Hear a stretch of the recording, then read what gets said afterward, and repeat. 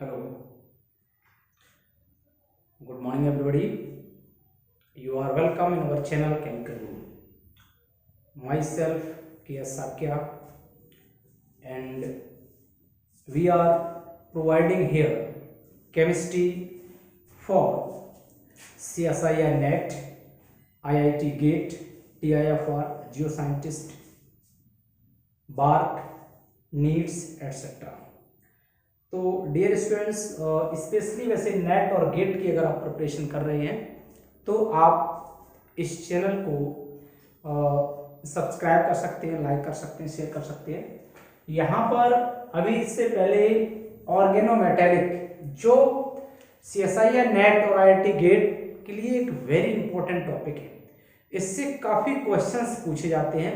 तो सबसे पहले हमने इसी टॉपिक को उठाया है, CSIR नेट और गेट वाले को, जो कि अभी नेट अभी फिलहाल आप जो प्रिपरेशन करेंगे वो दिसंबर के लिए मैं करवा रहा हूँ। ठीक है, आप देखो, अब मैं यहाँ बात करता हूँ, मैंने ऑर्गेनोमेटेलिक दिसंबर 20 की बात कर रहा हूँ। ऑर्गेनोमेटेलिक में मैंने पार्ट 1 और पार्ट 2 अपलोड कर दिए थे। अगर आप वास्तव में क्वालिफाइड करना चाहते हैं GRF, ठीक है, या फिर नेट या फिर गेट, तो आप कुछ नहीं करना, बस आपके पास मटेरियल ले लीजिए, जो नॉर्मल सा मटेरियल होता है, साथ साथ इस चैनल पे आप कंटिन्यू बने रहिए। तो यहाँ से आपको मैं शॉर्टकट ट्रिक्स, अभी मैं क्या कर रहा हूँ कि मैं पहले इंट्रोडक्शन टू OMC पढ़ाऊंगा, और जो क्वेश्चंस प्रीवियस ईयर्स में पूछे गए हैं उनको भी मैं सॉल्व कराऊंगा, प्लस लेटेस्ट क्वेश्चन अभी पूछे गए, जैसे 1920 पूछा गया, 19 पूछा गया, तो और पूछे जाने की प्रोबेबिलिटी। तो इस तरह से कॉन्सेप्ट लेकर के चलेंगे।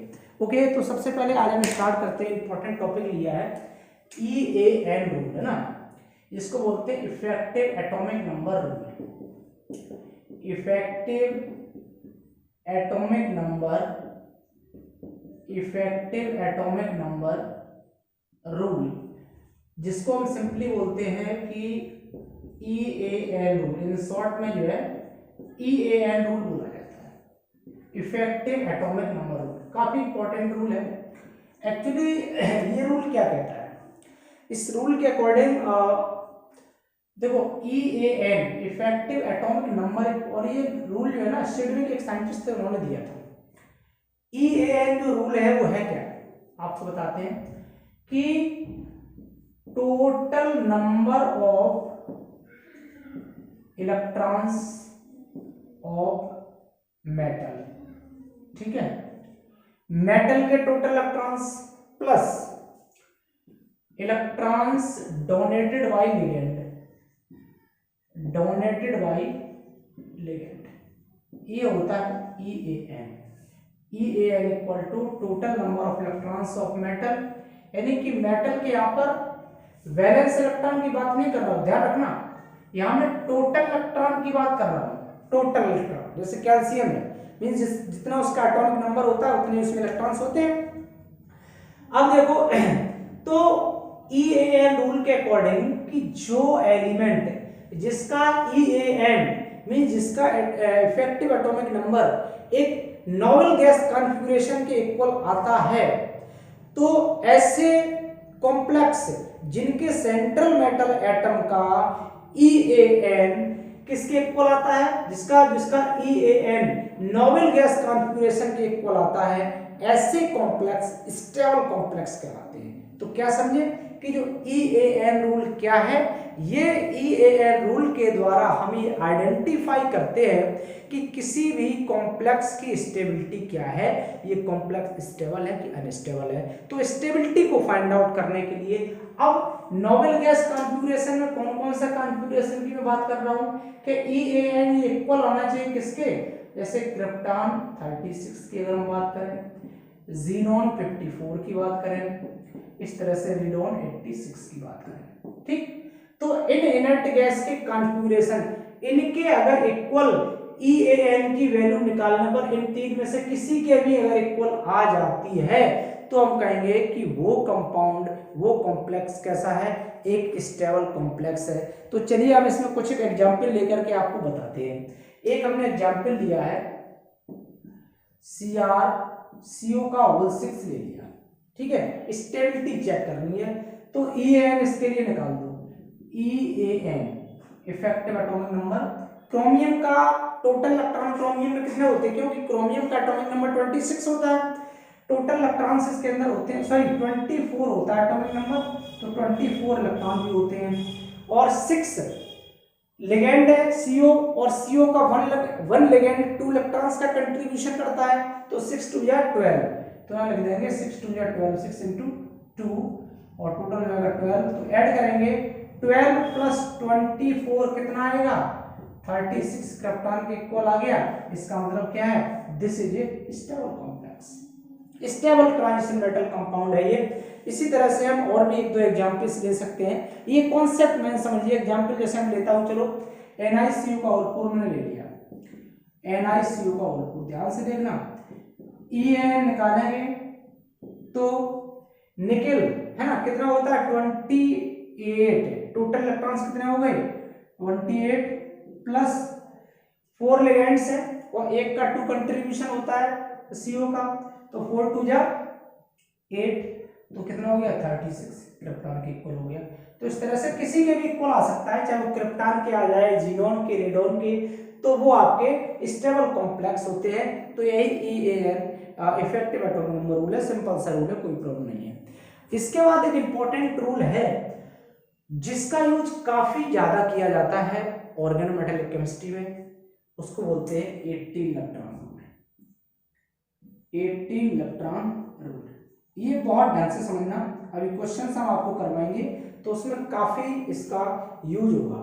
देखो ये 80 इलेक्ट्रॉन रूल के अकॉर्डिंग क्या है, ये रूल कहता है कि total number of electrons, total number of electrons, जो टोटल नंबर ऑफ इलेक्ट्रॉन्स किसी कॉम्प्लेक्स में होंगे वो क्या होंगे, तो यहां से हम कहेंगे कि valence electrons of central metal atom, जो सेंट्रल मेटल एटम है उसके वैलेंस इलेक्ट्रॉन, अब यहां पर मैं टोटल इलेक्ट्रॉन्स नहीं लिए, ध्यान रखना, जो मेटल लिया उसके हमने वैलेंस इलेक्ट्रॉन लिए, plus electrons donated by ligand, electron donated by ligand, और प्लस माइनस चार्ज, जितना चार्ज होगा वो प्लस या माइनस, अगर आपका माइनस में चार्ज लगा है तो उतना ही तो उतना उसको ऐड कर देंगे, जैसे -1 लगा हुआ है तो उसमें एक और ऐड कर देंगे, -2 लगा हुआ है तो 2 ऐड कर देंगे, ठीक है, क्योंकि आपको टोटल नंबर ऑफ इलेक्ट्रॉन्स निकालना है। तो ये आपका हो गया सिंपली जो है EAN रूल, बस यही इसका, सॉरी 80 इलेक्ट्रॉन रूल, यही इसका मेन कॉन्सेप्ट है कि total number of electrons find out करते हैं।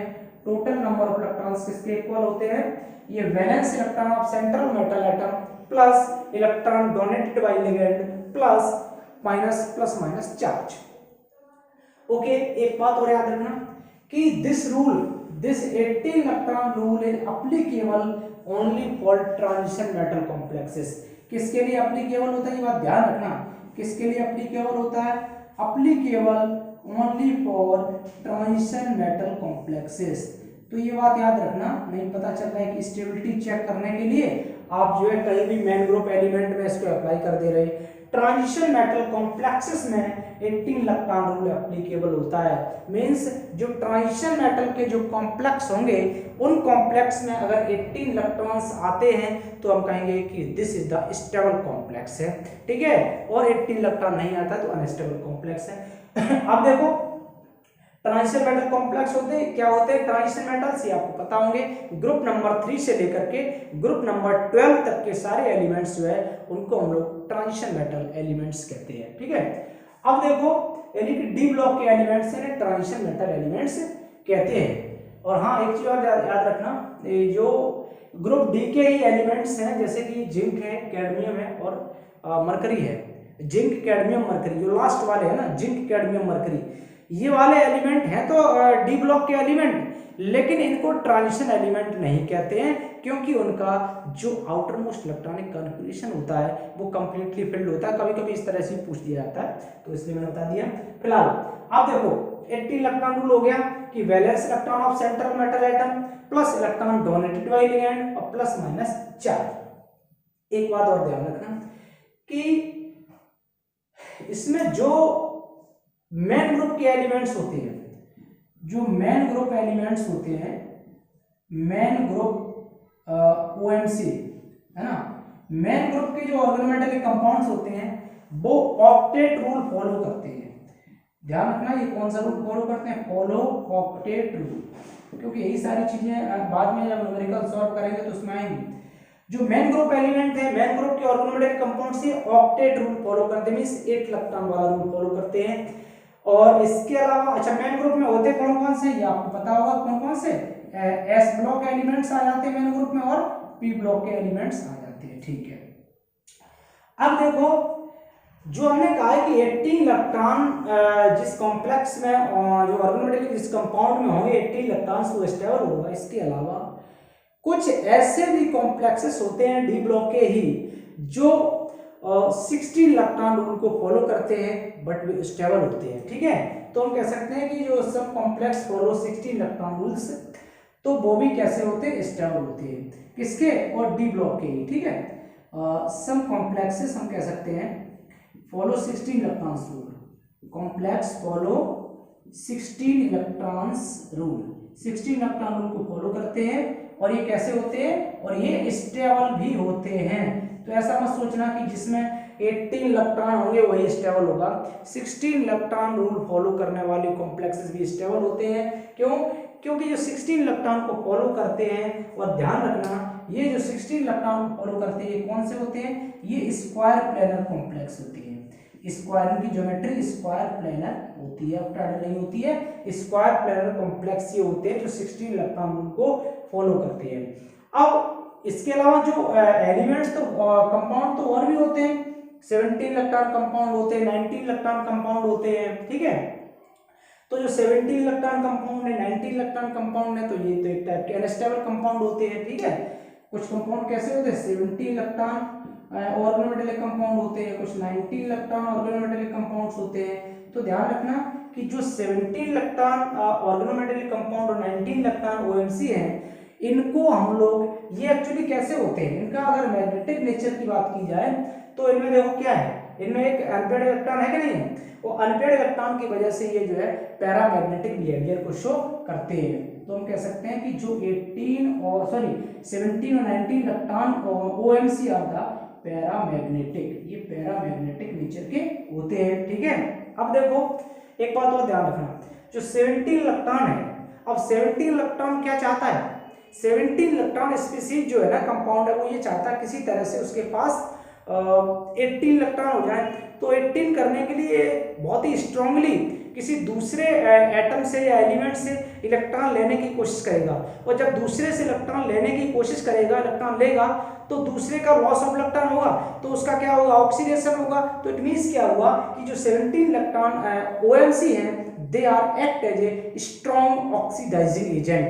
ये जो है स्ट्रॉन्ग ऑक्सीडाइजिंग एजेंट के रूप में भी काम करते हैं, strong oxidising agent, strong oxidising agent. अब देखो 19 इलेक्ट्रॉन ओएमसी, और जो 19 इलेक्ट्रॉन ओएमसी ये क्या कोशिश करते हैं कि 19 है तो कुल मिला के मतलब चाहे वो 17 हो वो भी 18 होना चाहता है, और जो 19 है वो भी 18 होना चाहता है। तो ये 18 होने के लिए ये क्या करेगा, एक इलेक्ट्रॉन का अपना लॉस करेगा, दूसरा एक्सेप्ट करेगा।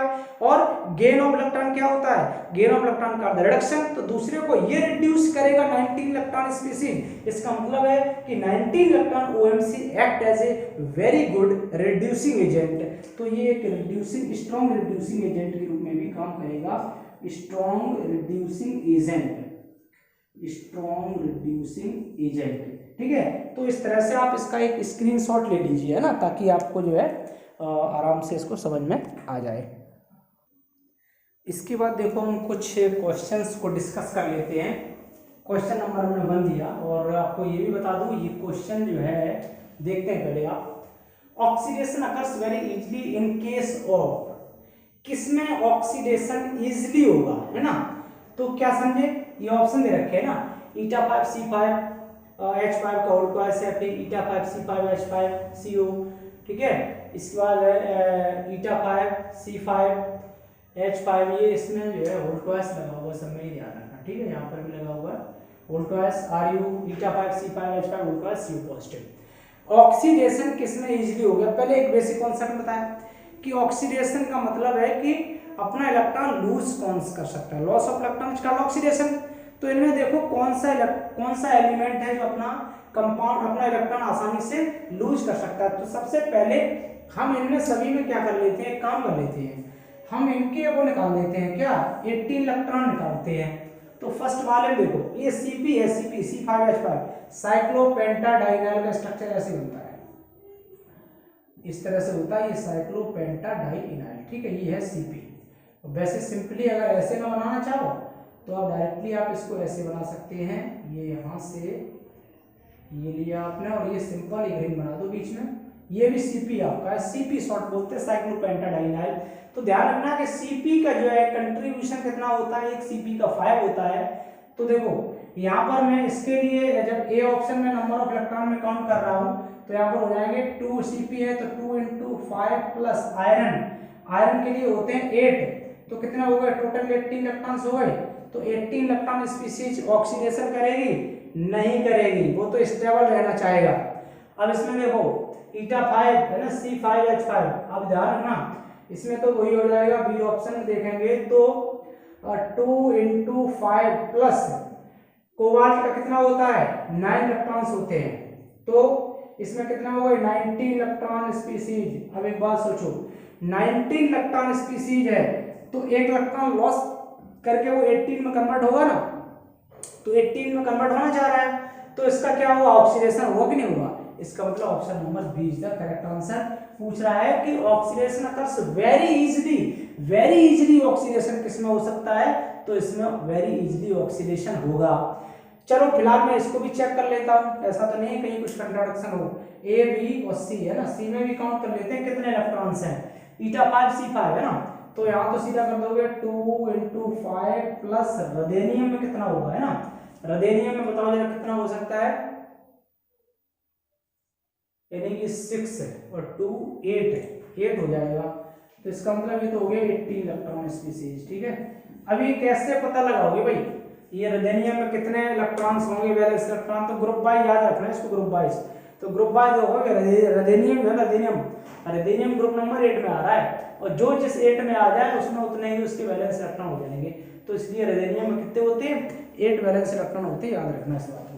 अब देखो हम चेक कर लेते हैं, इसमें डी को भी चेक कर लेते हैं, सभी को चेक कर लेते हैं। डी में देखें ईटा 5 C5H5 है ना, तो ये तो 10 हो गए डायरेक्टली, और प्लस कोबाल्ट में वैसे कितना होते हैं 9 होते हैं, लेकिन एक पॉजिटिव है तो एक घटा देंगे तो 8 बचेंगे, तो 18 इलेक्ट्रॉन्स हो जाएंगे।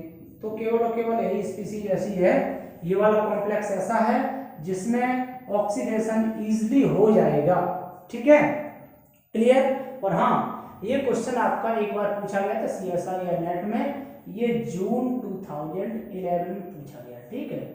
इसके बाद देखो इस वाले क्वेश्चन की हम बात कर लेते हैं, complex in which the organic ligand is having only the sigma bond, इसमें बताना है केवल किस कॉम्प्लेक्स में केवल सिग्मा बॉन्ड हो, बाकी बॉन्ड ना, तो सबकी बॉन्डिंग करके देख लेते हैं, पता चल जाएगा। जैसे हमने देखा ये आपका टंगस्टन है W है ना, W के साथ कितने 6 लगे हुए हैं, CH3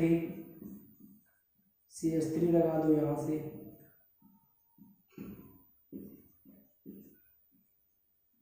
सबका स्ट्रक्चर बना के मैं देखूंगा एक एक करके। इसके बाद इसका बना स्ट्रक्चर Cp है ना, तो Fe के साथ Cp है ये। अच्छा इसका मतलब जानते हो ये किस तरह से जुड़ा हुआ है, एक मैं ओपनली करके दिखा देता हूँ। इसका मतलब ये है कि यहाँ पर जो है ना ये जैसे मान लो ये डबल बॉन्ड है और ये डबल बॉन्ड है और ये कार्बन है, तो ये जो बॉन्डिंग है ना आयरन के साथ, इस डबल बॉन्ड के साथ बॉन्डिंग है, इसके साथ भी बॉन्डिंग है और इसके साथ भी बॉन्डिंग, मतलब तीन जगह से बॉन्डिंग है, इन 2 कार्बन से भी बॉन्डिंग है, इससे भी बॉन्डिंग है, इससे बॉन्डिंग है, तभी तो 5 इलेक्ट्रॉन का कंट्रीब्यूशन होगा। सिंपली हम इस तरह से दिखा देते हैं, तो यानी कि ये पाई बॉन्ड है ना, ये पाई बॉन्ड है, तो ये पाई बॉन्ड के साथ इसकी बॉन्डिंग है, ठीक है। इसमें आ जाओ PTCl3 वाले में, तो PTCl3 है ना, इस तरह से बना दो, ये हो जाएगा यहाँ ये, और Cl और Cl, तो इस पे एक नेगेटिव चार्ज आ जाएगा क्योंकि K पॉजिटिव हटाओगे, या सिंपल की लगाना चाहो तो लगा दो, ठीक है। तो ये बन गया। वैसे इसका एक पर्टिकुलर नाम भी होता है, बताओगे क्या होता है? कहीं पूछा जा सकता है, ध्यान रखना। इसको जीसस साल्ट ही बोलते हैं, ठीक है, जीसस साल्ट, ये भी याद रखना। हो सकता है पूछ दिया जाए पर्टिकुलरली, बताइए ये जीसस साल्ट का फार्मूला क्या है, तो PtCl3 और ये जीसस साल्ट का फार्मूला भी होता है। इसमें एक डबल बॉन्ड आ रहा है। इसको देखो रेडियम में, तो रेडियम में देखोगे तो ये बेंजीन है, और बेंजीन में ये बिल्कुल उसी तरह से है, ये है ना बेंजीन। बेंजीन में हमें पता है कि 3 डबल बॉन्ड होते हैं इस तरह से।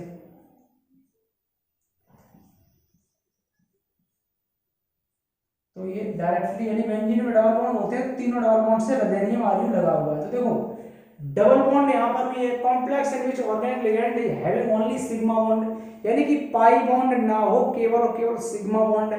तो देखो पाई बॉन्ड कहाँ पर है, यहाँ पर भी पाई बॉन्ड है, इसमें भी देखो पाई बॉन्ड है, इसमें भी पाई बॉन्ड है। तो केवल केवल this is the right answer, जिसमें ओनली सिग्मा बॉन्ड है, ऑप्शन नंबर ए करेक्ट है। तो ये भी आपका जून 2011 में क्वेश्चन पूछा गया है। तो मैं क्या करूंगा, पहले टॉपिक लिया करूंगा, टॉपिक के बाद फिर उसके क्वेश्चन, अभी तो मैं जून के ले रहा हूं, इसमें जितने भी क्वेश्चन आएंगे आपका 11, 12, 13, 14, 15, 19 तक के, है ना, जितने भी क्वेश्चन पूछे गए उन सारे क्वेश्चंस को टॉपिक बाय टॉपिक सॉल्व करेंगे, तो आपकी प्रिपरेशन एकदम से ओके हो जाएगी।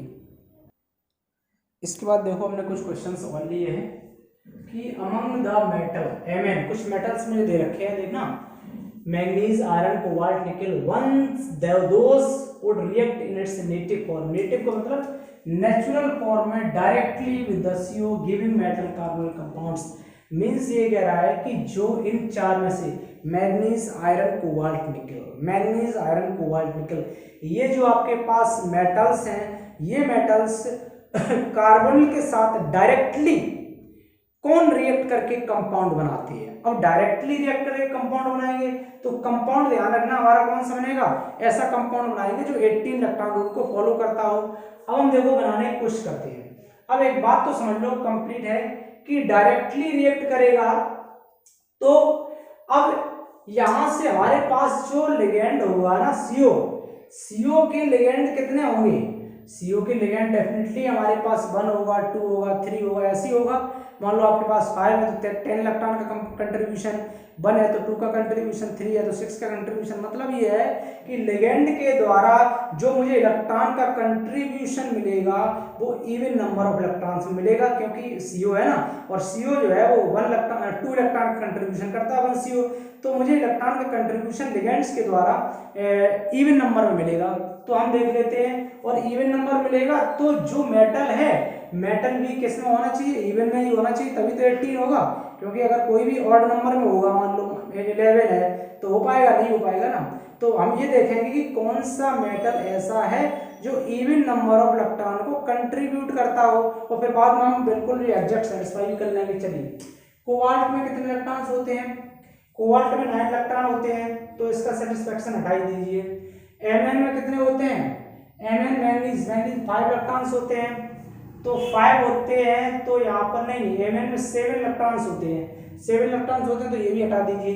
आयरन आ जाओ, आयरन में कितने इलेक्ट्रॉन्स होते हैं, आयरन में 8 इलेक्ट्रॉन्स होते हैं, ठीक है, आयरन में 8 इलेक्ट्रॉन्स होते हैं, और 8 ये हो गए, और मान लो आपने CO कितने ले लिए, 5 CO ले लो, तो FeCO का होल 5 बन जाएगा। भाई सीधी बात है कि आयरन में 8 होते हैं, तो FeCO का होल 5 भी तो बन सकता है, क्योंकि 8 और प्लस 5 इंटू 2 तो 10, 18 इलेक्ट्रॉन हो गए। इसका मतलब है ये पहला वाला सेटिस्फाइड हो गया।